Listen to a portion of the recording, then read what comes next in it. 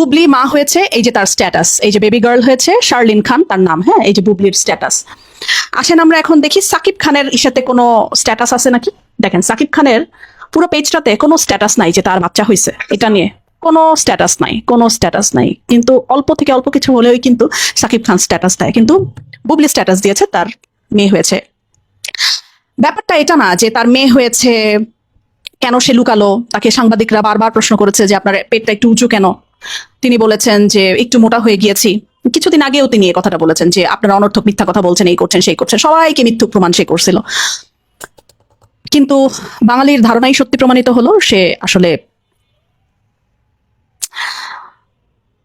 মেয়ে সন্তানের মা হলো শাকিব খান এবং বুবলি। দেখেন জীবনটা অনেক ছোট, অনেক অনেক ছোট, অনেক অনেক ক্ষুদ্র।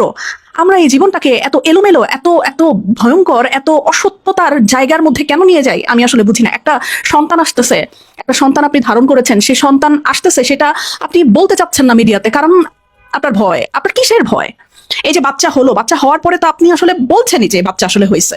তাও পুরো বাংলাদেশের মানুষজনের প্যারাপেরিতে অ্যাডolf খান একটা পোস্ট দিছিল যে কন্যা সন্তানের মা হয়েছে বুবলি, মানে অভিনন্দন জানিয়েছে, পুরো বাংলাদেশ জেনে গেছে, নামও জেনে গেছে শার্লিন খান। তো আলটিমেটলি বলতে হয়েছে জোর জবরদস্তি বাঙালিরা বলাইছে, না হলে এই স্ট্যাটাস তারা জীবনেও দিত না। এবং শাকিব খান দেখেন স্ট্যাটাস দেয় উনি, শাকিব খান সুন্দর ঘুরে বেড়াচ্ছে, বাচ্চা হয়েছে, যে এই কথাটা পর্যন্ত লোকটা মুখে বলে নাই যে আমি বাবা হইছি।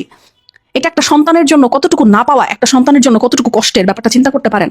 মানে শাকিব খান শুধু একজন নায়ক হয়ে উঠলো, কিন্তু তার নিজের জীবনে সে কি নায়ক হয়ে উঠতে পেরেছে?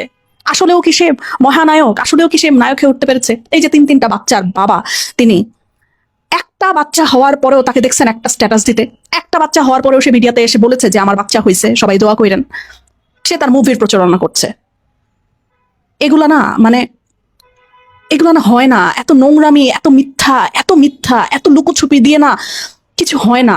মানে জীবন চলে না এইভাবে কতদিন, এত নোংরামি নিয়ে